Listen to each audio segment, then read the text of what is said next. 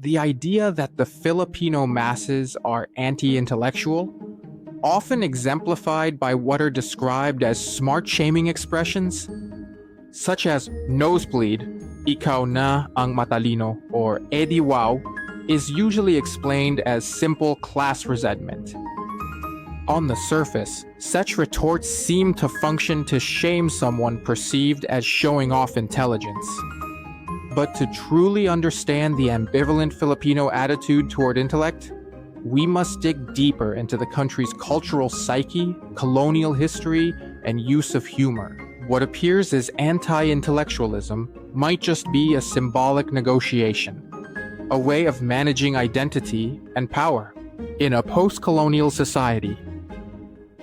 By blending sociological, psychoanalytic, and cultural perspectives, we can better appreciate why a Filipino might jokingly exclaim nosebleed or edi ikaw na at a brainy remark. These jokes, far from simple expressions of class resentment, reveal a complex affective structure, an uneasy dance between valuing intellect and distrusting its trappings, between aspiring to know more and keeping one's feet on the ground.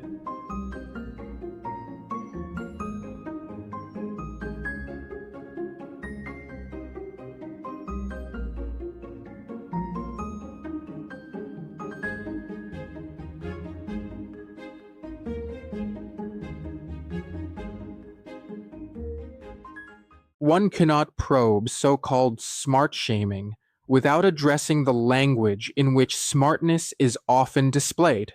English. As a former American and Spanish colony, the Philippines retains English as an official language and a prestige tongue. Mastery of English has long been associated with education, sophistication, and social mobility. In fact, English in the Philippines is widely regarded as the language of the educated or upper class, a lingering vestige of colonial influence. This gives English tremendous symbolic power. At the same time, it sets the stage for an ambivalent attitude among those who feel English is not their language. Post-colonial theorist Frantz Fanon offers a valuable lens on this ambivalence.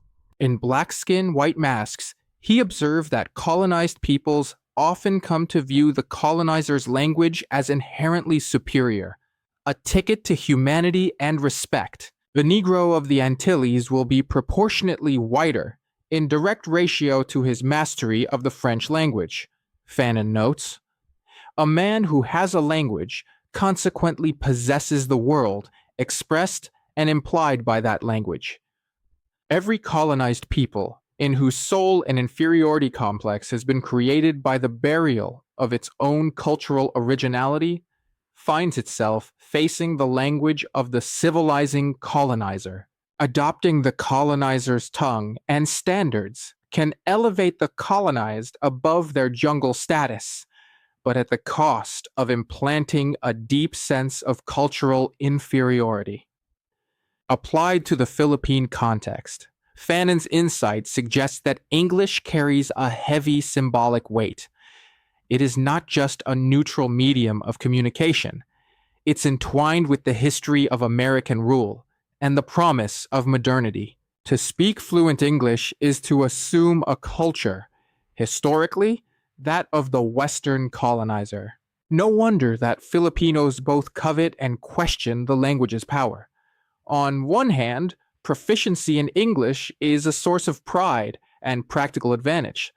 On the other hand, there's a lingering popular suspicion toward those who appear to use English as a status marker. In everyday life, someone who speaks in very fluent English, especially in informal contexts, might be teasingly called Englishera or Englishero or pasocial. This teasing reflects an ambivalence, admiration for the language's prestige, mixed with wariness or resentment of what it represents, which is elitism. Crucially, Filipinos have localized this ambivalence through humor. The exclamation, "I nosebleed," is a prime example. In Filipino slang, claiming to have a nosebleed is a playful way of saying, "This English or highfalutin talk is too much for me. It's as if the brain strain of processing fancy language caused a figurative hemorrhage. The remark is often made in a light-hearted tone among friends, but its symbolic effect is telling. It lowers the stakes of intellectual display, turning what could be an intimidating or ego-threatening moment into a shared joke. For instance, if one friend in a group uses an English word that's too complicated, another might laughingly interject, nosebleed, to prompt everyone to laugh and thus relieve the discomfort of not understanding. Linguistic researcher Dana Osborne describes nosebleed as a stance-marking tool that Filipinos use to negotiate the place of English in daily interactions. By joking about English causing pain, Filipinos acknowledge the language's difficulty and prestige, yet also mock or downplay its authority. This dynamic can be seen in media and pop culture. Comedic tropes abound where characters who speak too much English become figures of fun. In many Filipino sitcoms or films, a pretentious character might pepper their speech with English only to be met with exaggerated grimaces, nosebleed ako reactions, or sarcastic retorts from others. This humor contains a kernel of resistance. It subtly punctures the inflated status of English and those who wield it. We can read it through Indian-American post-colonial theorist and professor of English Homi K. Bhabha's concept of mimicry. Colonial mimicry is the desire for a reformed, recognizable other as a subject of a difference that is almost the same, but not quite, Bhabha famously wrote. Colonial powers wanted Filipinos to learn English and be almost the same as Americans, but never quite equal. Filipinos did learn English, mimicking the colonizer, but by exaggerating it into comedy, they turn mimicry into mockery. The menace of mimicry, as Bhabha calls it, is that it exposes the ambivalence of colonial discourse and can subtly subvert its authority. Every time a Filipino jokes about nosebleeds or calls someone, oh, English spoken in dollar, in a teasing way, they are, in a sense, reclaiming power, taking the language of the colonizer and laughing at it, reducing its mystique. What might superficially appear as anti-intellectual class resentment is also a cultural statement about language and belonging. It reflects the sentiment that knowledge in a vacuum or in pure English has little currency in the Filipino collective context. As Hazel Biana observes, the so-called smart shamer essentially tells the target that being well-informed is worthless in that context. This is partly a reaction against elitism, but it's also a subtle enforcement of Filipino communal norms. The masses' wariness toward colonial intellect is thus not a rejection of knowledge. It is a demand that knowledge be contextualized, spoken in the people's idiom, and tempered with humility.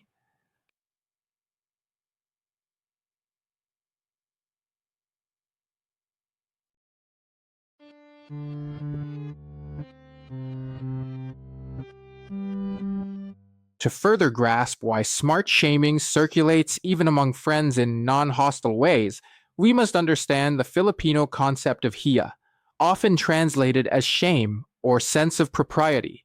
In Filipino psychology or Psikolohiyang Pilipino, Hiya is a core value that governs social behavior and self-presentation.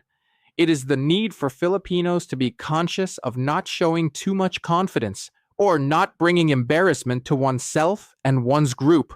From a young age, Filipinos are taught not to be mayabang or boastful. One should excel but quietly and always remain humble. In the context of intellect, this manifests as a preference for false humility over overt pride in one's brains. A student who aces an exam might downplay it, or a professional might jokingly call their achievement chamba or luck, even if it came from skill. This cultural scripting ensures that individuals don't make others feel inferior, maintaining smooth interpersonal relations, which is another key Filipino value. Smart shaming expressions can be seen as enforcing Hiya. Within peer groups, These retorts often aren't meant with malice. They function as leveling mechanisms to keep any member from appearing too proud or self important. In anthropological terms, this is comparable to the tall poppy syndrome. The tallest poppy gets cut down, but influenced by local values of pakikisama or group harmony. Pakikisama entails going along with the group, not disrupting the equilibrium by asserting one's difference or superiority. If someone's intellectual display threatens to set them apart, a joke like nosebleed pulls them back into line with the group's conversational level. Everyone laughs, including the target, who is expected to laugh at themselves too, a sign that they accept the gentle rebuke and are rejoining the group's level. In this way, Hiya, pakikisama, and humor team up as forms of social self-regulation. We could interpret this as facilitating a kind of collective superego that watches over interactions. It internalizes social rules and triggers shame feelings when one deviates. Smart shaming comments are like the superego's voice expressed through peers, inducing a quick prick of guilt or embarrassment that brings the individual back in line. Yet unlike a harsh scolding, these come in the form of jokes, which softens the blow. This is where Freud's theory of jokes might enlighten us. Humor allows the expression of otherwise socially unacceptable sentiments in a socially permissible way. The group can thus resolve the tension without open conflict, a very Filipino outcome, since direct confrontation is generally avoided in favor of indirect, tactful approaches.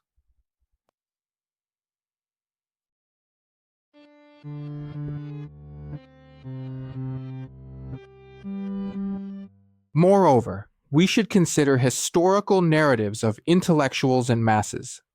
During both Spanish and American colonial periods, the ilustrados, or the educated elite, often mediated between the colonizers and the masses. This created a lasting social schism.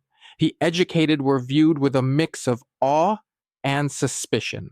They had the tools of the masters, which could be used to uplift the nation or to enrich themselves and dominate. Thus, an ambivalence toward intellectuals is baked into the national story. They are seen as necessary agents of progress, but also potential betrayers or oppressors. This can translate into a cautious stance among the masses toward anyone claiming intellectual authority.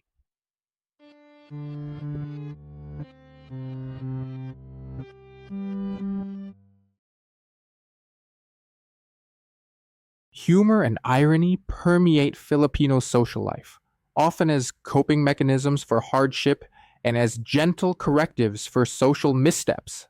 In the realm of intellect and identity, jokes serve to manage profound contradictions.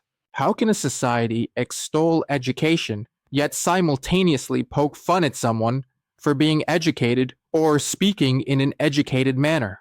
The resolution of this paradox lies in how intellect is embodied and contextualized. The humor kicks in not at the existence of intelligence per se, but at the incongruity or perceived pretension of its display. Sociologist Pierre Bourdieu might call this a form of symbolic violence disguised as play. It lowers the capital of academic intellectual language in that moment, reasserting the informal egalitarian norms of the group.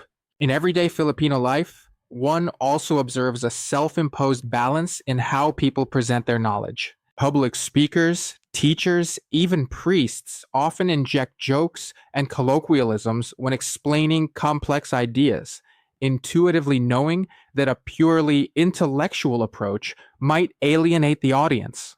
This performative code switching, toggling between formal and informal, English and Filipino, is a way to bridge the gap and invite people in rather than talk down to them. The prevalence of Taglish or Tagalog-English code mixing in Philippine discourse itself could be seen as a linguistic strategy to avoid the extremes of either all English, which reads as elitist, or all Tagalog, which might sound too formal or lack the perceived precision or prestige for certain topics. By mixing the two, Filipinos create a hybrid space where one can be smart and relatable. This hybridity in language mirrors what Homi Bhabha would call the third space, where new cultural forms emerge from the collision of colonizer and colonized tongues.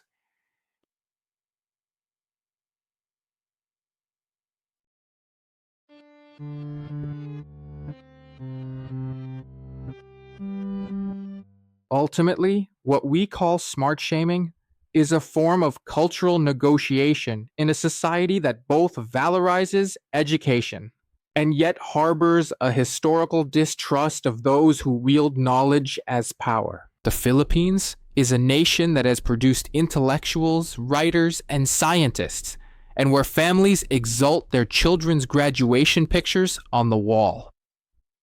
The idea of intellect is respected, but at the same time, the lived experience with intellectuals, whether the Spanish friar teaching Latin to Indios, the American Thomasite teacher enforcing English-only education, or the post-war Filipino oligarch speaking only to fellow elites, has left a residue of skepticism.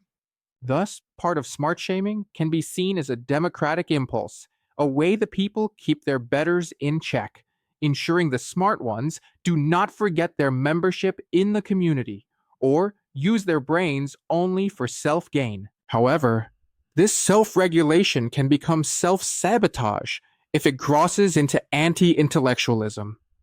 There is, therefore, a balancing act that Filipino society grapples with. How to encourage genuine intellectual growth and achievement while shedding the elitist baggage that historically came with it. One hopeful path is through fostering a new image of the public intellectual, one that is rooted in Filipino values of kapwa, or togetherness. We see this admiration in the near-hero status given to figures like the late Senator Miriam Defensor Santiago, who was famous for her razor-sharp wit and erudition. The masses cheered her intellect, but notably, Santiago endeared herself by mixing high-minded speech with humor. She exemplified what the culture prefers: intelligence with a big dose of humility and relatability. When intellect is packaged in a kapwa way, Filipinos embrace it. But when intellect is perceived as aloof or self-serving, the backlash comes. Figures like Santiago are warmly received because they break the false dichotomy of masa versus matalino. They show you can be both learned and accessible. The more the public sees intellect, not as a foreign, snooty thing, but as part of our shared culture, the less need there will be to smart shame as a defense. When intellectual discourse happens in Filipino, or whatever Philippine language for that matter, by Filipinos, for Filipinos, it becomes harder to dismiss it as elitist. It feels owned by the community.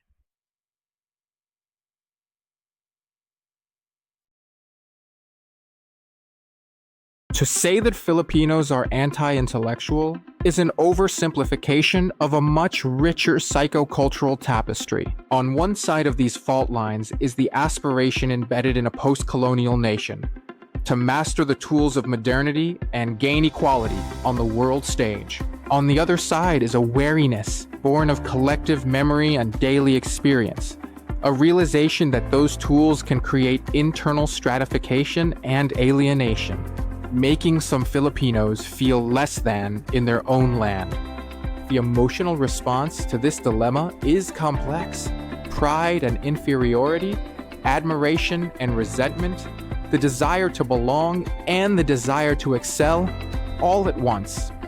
It is a reaction, sometimes excessive, against the very real abuses and gaps that have existed between the educated and the less educated, between the English-speaking and the vernacular-speaking. To move forward, Filipinos must carve out new ways of being smart that align with being makatao or humane. The hope is for a cultural environment where knowledge can be shared without causing shame, where speaking well or knowing much isn't met with suspicion, And conversely, where those who know much carry it with genuine pakikisama and hiya in its positive sense, respect for others and for the truth. Until then, the conversation continues, punctuated by laughter, a bit of nosebleeding, and a lot of hope that knowledge and kapwa find harmony at last.